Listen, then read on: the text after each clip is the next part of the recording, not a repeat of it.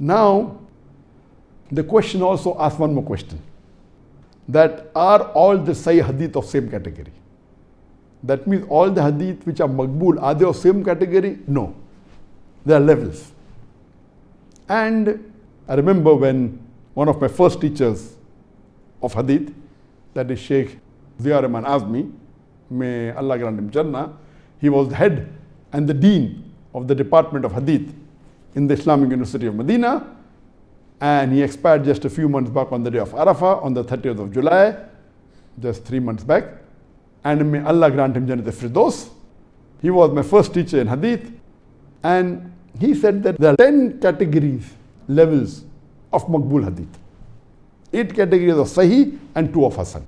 Imam Bukhari, in his Jami' Sahih, he put additional criteria for making a hadith Sahih.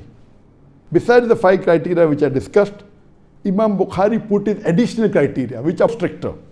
Then only said, I will include in my Jami' Sahih. I'll give you an example.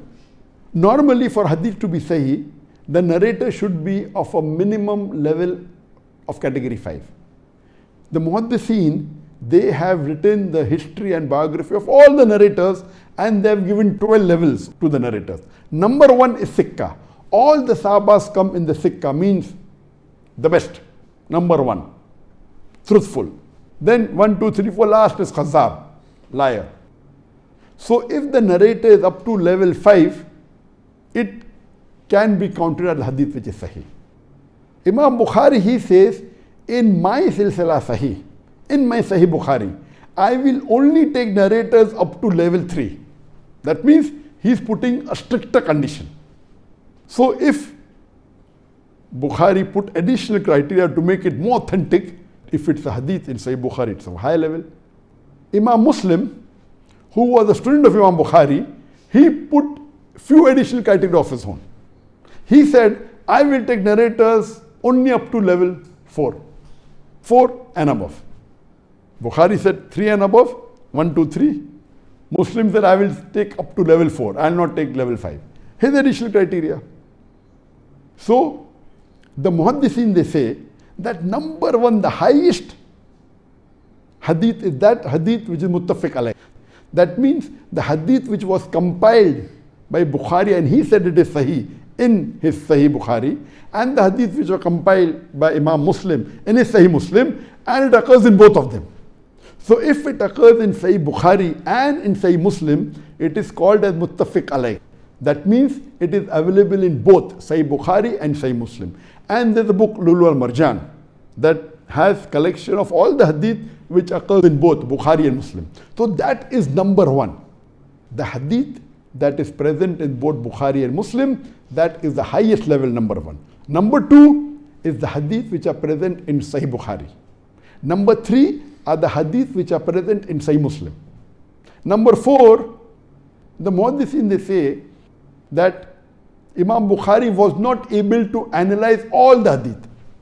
The Muhaddithin say that approximately today, there are approximately 1 million hadith. And Bukhari memorized approximately 6 lakh hadith, 600,000 hadith. So the Muhaddithin say that those hadith which Imam Bukhari did not analyze, we are analyzing and applying the criteria of Bukhari.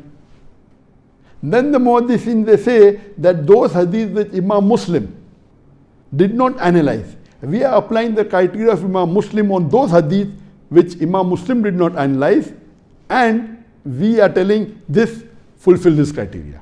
So number 4 is the hadith which Imam Bukhari did not analyze, the other Muhaddithin analyzed, and which Imam Muslim did not analyze, and the other Muhaddithin applied the criteria of Imam Muslim and analyzed, and it's matching both the criteria of Imam Bukhari and Imam Muslim, but these Imam did not analyze themselves. That is number 4.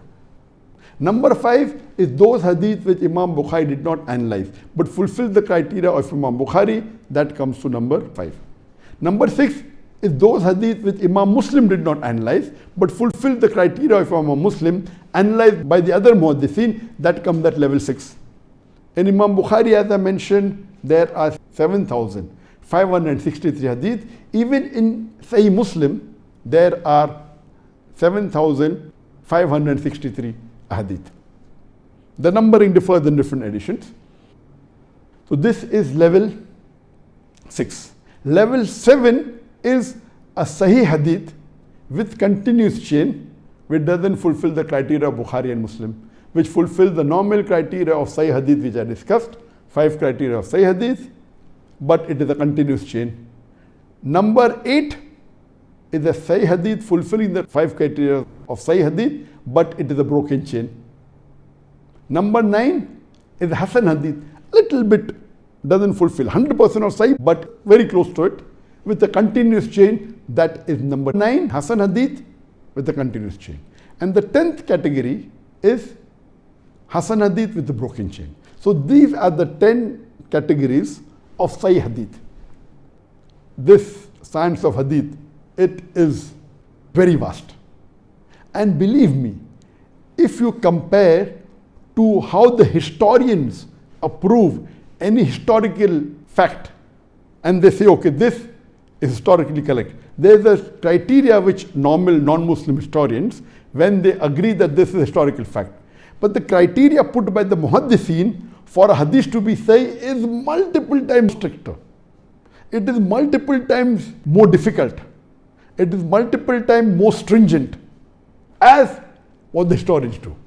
That's the reason if for a hadith to be Sahih, I just told you the brief of it. It's not that easy. Every narrator, his history has been written. There's a Rijal, all in detail. It is so difficult. It is such a minute study that if the Muhaddithin, when they give a verdict, there can be a minor difference. There cannot be someone saying it's a very high category, someone saying Sahih, the other saying Mawdu. It's not possible. It may differ level 1 hadith or level 2. 1 or 2 level may differ, that's it. If authentic, good Muhaddithin, they refer and they check. So this is the science of hadith. It is not possible for a layman or a person like me, who's just a student of knowledge. I cannot decipher whether Sahih or Dhaif. I have read about the criteria, but I am not qualified at all. So this, to classify whether the hadith is Sahih or Dhaif or Mawdu or which level of Sahih, it is the work of a Muhaddith, specialization. And in the recent time, one of the famous Muhaddith, as I mentioned, was Sheikh Nasruddin Albani. And he has done a great job, Sheikh Nasruddin Albani.